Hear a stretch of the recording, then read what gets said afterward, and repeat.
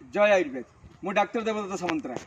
वर्तमान आज स्वास्थ्य वार्तार आम आज आसी पहुँचीचु नियमगिरी पहाड़ पाददेश बाड़ीगुड़ार नलिनी विद्या मंदिर में, जो पाखापाखि 300 ऊर्ध्व पिला इटी प्रथम श्रेणी 10म श्रेणी पर्यंत अध्ययनरत एवं मो सांगे अच्छा मोर बंधु प्रमोद बाबू एवं ये दीदी अच्छा यही विद्या मंदिर दीदी मैंने अच्छा आमर नलिनी दीदी अच्छा जे प्रधान शिक्षयित्री या परिचालक सार अच्छा मोर पत्नी अच्छा प्रभा सिंह सामंतराय।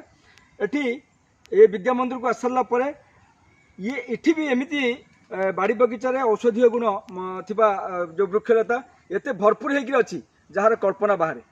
आउ तो ये आसला देखुची जो गचरे हाथ मार से गचरे औषधीय गुण भरपूर होगी अच्छी।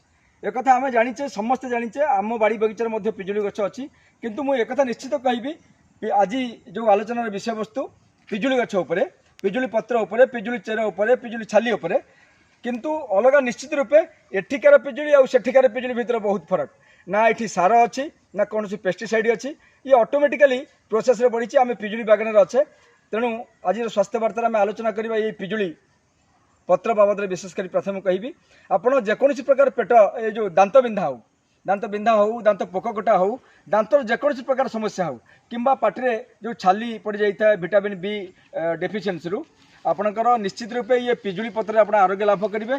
तार प्रक्रिया हूँ जे गोटे ग्लास पानी रे 5टी पिजुली पत्र नियंतु, लवंग नियंतु 2टा एवं अध चामच लुण नियंतु, ताकू भल भाव सिझातु एवं अध ग्लास रही सारा पर दिन को 3 थर ताको कुड़पुंजा करंतु। निश्चित रूपे आपण दांत रोग आरोग्य मिलिबे, यह निश्चित।